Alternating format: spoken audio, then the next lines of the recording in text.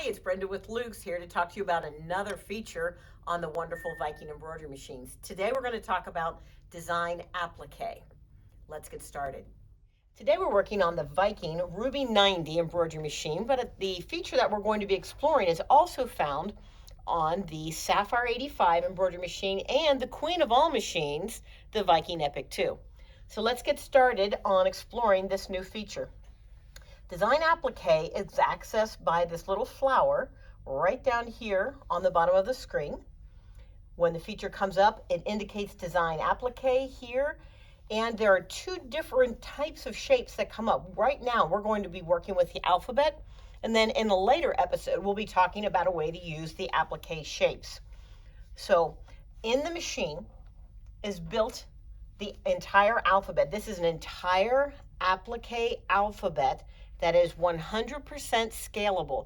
That is huge. So if someone says, oh, can you put a little something on a duffel bag for me? Can you put an initial? Can you put a name? And you want it to be very large, but rather than have it all in thread, we can use the built-in applique alphabet. So we're gonna take the letter J. I'm gonna put my shapes away, and there's my J. Well, it looks rather plain. So we have 6 choices for our finish stitching on our letter. We have satin, we have an extra wide satin, and depending on how large you make the letter, you want to use the larger satin, okay? Now we've got like a little lightning bolt, a wider lightning bolt, and then of course a couple of candle wicking stitches. So I'm going to make this fairly large, so I'm going to go with the wide satin, and after I have chosen that, I am going to hit my check mark, and that's going to bring the design into my regular edit screen. All right, so I have this on the 260 by 200, so this is a pretty good size letter. I can still, because this is scalable, I can still go in and make it a little bit larger. So this is quite large. All right, so I'm going to say go. Of course, my reminder screen comes up. It says continue, and we're going into the stitch out screen. It's prompting me to put on my hoop. I have my hoop installed, and you can see there are 3 color blocks. The first is going to be my positioning stitch. It's going to do the J. We'll let this get started, and then I'll explain. So it's going to stitch my entire J, and it's going to indicate where I need to position my fabric for the applique. Cut off a couple of thread tails. As you can see, the J is enormous. Can you imagine doing this J in all thread? It would take a long time, whereas doing this with the fabric overlay that you're going to see in just a moment will be visually very, very astounding and very easy to see. So now it's asking me to position my fabric. So that's our second step.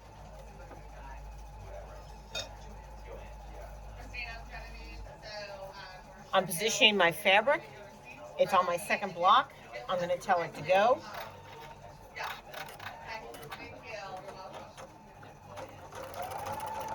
And we're off to the races. It's stitching my J again.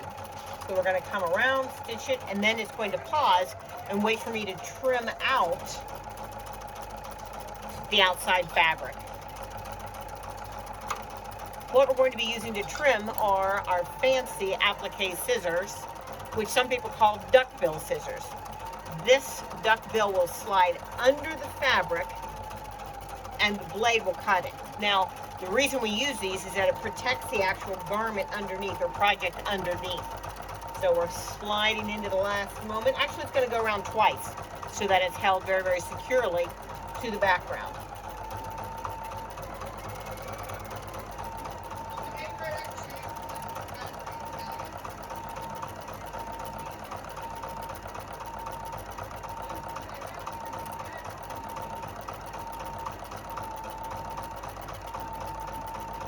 These two come in different sizes with a point or with a dull end. I, of course, like the point, just makes it easier.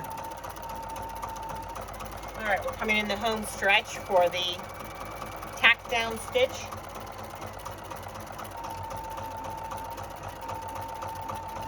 right here on the screen, we've got another 10 stitches to go. Oh no, it's finished. All right, so we've tacked down our fabric.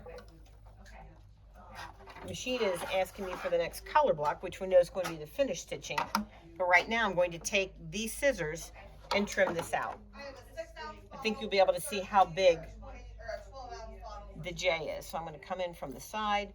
It's easiest if you hold this fabric perpendicular to the hoop.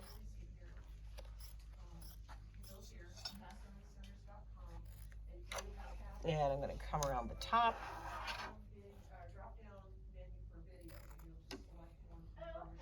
And you want to have as small a seam allowance as you can on this edge. Now remember, we talked about selecting one of the 6 finished stitches, and this is one of the reasons I like the wide satin, because it's more forgiving. If I don't have this quite as tightly trimmed, it will cover that up for me. So I'm going to come around the edge here. Normally I would have this in my lap, but if I did that, then I'd be off camera.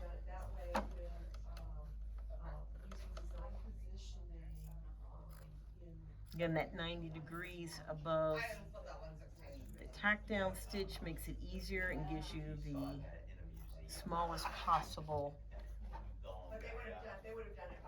edging or seam allowance. Come in there. I'm going to look at this. That's pretty good. I'm a little bit wide here and here, but I know that that wide satin stitching that I've selected will cover that up, no problem. So I'm going to slide my hoop back on. And I am going to grab the tail of my thread, hit go, and we're off to the races. I'm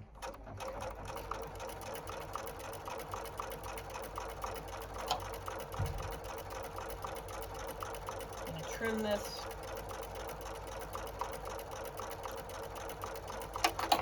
And that's going to go around.